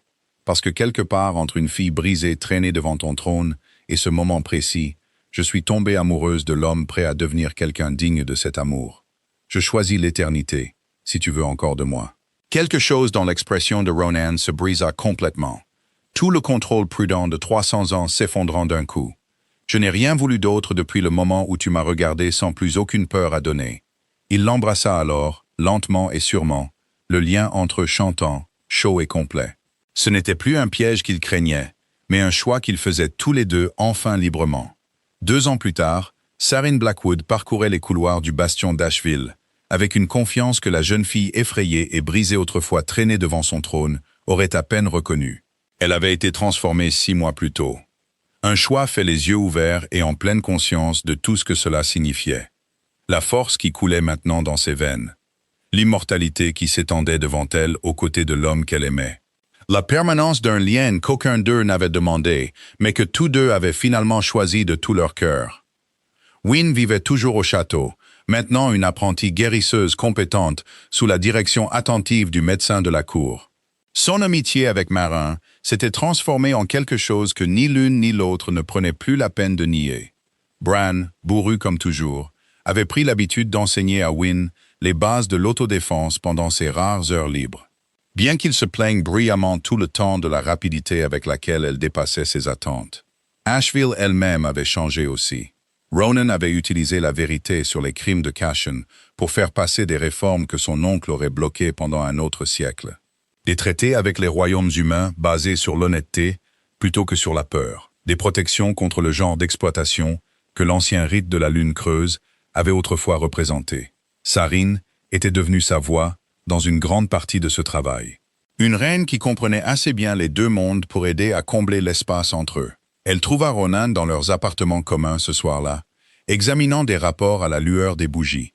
Et quelque chose dans sa poitrine se réchauffait encore à chaque fois, même maintenant, à la simple vue de lui. « Longue journée » dit-elle en s'approchant de lui. « Longue, fastidieuse, considérablement meilleure maintenant que tu es là, » dit-il, mettant les rapports de côté et la tirant sur ses genoux. Exactement comme il l'avait fait chaque soir depuis plus longtemps qu'aucun d'eux ne se donnait la peine de compter. « Le traité du Sud a été adopté par le Conseil aujourd'hui, » dit Saran en s'installant contre lui. Le seigneur Hall s'y est opposé jusqu'à la toute fin, mais même lui n'a pas pu contester les chiffres. « C'est toi qui as fait ça, » dit Ronan en déposant un baiser sur sa tempe. « Pas le Conseil, toi. »« Nous l'avons fait, » corrigea Saran, bien qu'elle ne puisse pas entièrement cacher sa fierté. Ils restèrent assis ensemble dans un silence confortable pendant un moment. La façon dont ils avaient appris à le faire au cours de 2 ans d'une vie construite à partir de quelque chose qui avait commencé de manière impossible. Comme une fille traînée, meurtrie et brisée, devant le trône d'un roi. « Je réfléchissais, » dit Saran finalement. « Dangereux, dit Ronan, faisant écho à une vieille blague entre eux. Elle lui donna une petite tape sur le bras, riant malgré elle. « Je suis sérieuse, » dit-elle, bien que le sourire persiste. « Je n'arrête pas de penser à cette première nuit. À quel point j'étais certaine que venir ici mettrait fin à tout. Et au lieu de ça, tu as trouvé le début de tout, » termina Ronan doucement. « Oui, » dit Sarin, posant sa tête contre sa poitrine, écoutant le rythme régulier et familier de son cœur. « Je suis venu dans les terres d'ombre, à Asheville, chercher quelque chose qui valait la peine de mourir. Je n'aurais jamais imaginé que je trouverais quelque chose qui valait la peine de vivre à la place. » Ronan resserra ses bras autour d'elle, et Sarin sentit le lien entre eux s'installer, chaud et complet, et entièrement son propre choix. Exactement comme il l'avait été, depuis le moment où elle avait finalement cessé de combattre ce que son cœur savait déjà. « Alors continuons à vivre pour ça, » murmura Ronan contre ses cheveux. « Chaque jour qui nous est donné ensemble, acquiesça Sarin. Et à l'extérieur de la fenêtre de la tour, sous un ciel plein d'étoiles qui veillait sur Asheville depuis 1000 ans, le royaume trouva enfin tranquillement sa paix. Plus tard cette nuit-là, bien après que les bougies se soient consumées et que le château se soit endormi, Sarin resta éveillée à côté de Ronan. Elle écoutait les bruits calmes d'un foyer qu'elle n'avait jamais espéré trouver. Elle pensa, comme elle le faisait souvent dans ces heures calmes et sans défense, à la jeune fille qui était entrée dans la forêt d'Asheville sans plus rien à perdre. Cette fille avait cru, avec une certitude totale, que son histoire se terminait. Elle n'avait pas imaginé qu'elle ne faisait que commencer. Elle pensa au rire de Wynne, résonnant dans les cuisines ces jours-ci, éclatant et libéré de la maladie. Elle pensa à la fierté bourrue et réticente de Bran, chaque fois que Wynne le battait dans un autre match d'entraînement. Elle pensa à Marin, qui avait autrefois écossé des poids à ses côtés en chuchotant des avertissements sur un danger qu'aucune d'elles ne comprenait encore, et qui se tenait maintenant fièrement parmi la garde entraînée du château. Même le souvenir de Cachion, exilé et dépouillé de tout ce qu'il avait autrefois possédé, n'avait plus la même acuité de peur qu'auparavant. C'était simplement devenu un chapitre clos, une leçon sur ce que l'ambition débridée pouvait coûter, et ce que l'honnêteté, aussi douloureuse soit-elle, pouvait finalement guérir. « Tu penses encore trop fort », murmura Ronan contre ses cheveux, sa voix lourde de sommeil, mais chaude d'une affection familière. « Je peux le sentir à travers le lien. »« Just reconnaissante », dit Sarin doucement. « Pour tout, même les parties qui ont fait mal. Même les parties qui ont fait mal, » acquiesça Ronan en la serrant plus fort, « sont ce qui nous a appris à nous accrocher aux parties qui ne le faisaient pas. » Sarin sourit dans l'obscurité, le lien entre eux vibrant, stable et sûr. Ce n'était plus un mystère qu'elle craignait, mais une promesse qu'elle avait choisie de tout son cœur, une promesse qu'elle avait l'intention de tenir pour tous les siècles à venir. Dehors, le crépuscule éternel d'Asheville continuait, patient et sans hâte, exactement comme il l'avait toujours fait. Mais entre les murs du château, quelque chose de nouveau avait pris racine. Un royaume non plus construit sur des secrets et une peur silencieuse, mais sur le genre d'amour qui avait survécu à sa plus sombre épreuve et avait choisi librement de rester. Ça, pensa Saran, alors que le sommeil la gagnait enfin, c'était la plus vraie forme d'éternité. Si cette histoire vous a plu, ne la gardez pas pour vous. Cliquez sur le bouton j'aime, abonnez-vous pour plus d'histoires incroyables et partagez votre scène préférée dans les commentaires. On se retrouve dans la prochaine vidéo.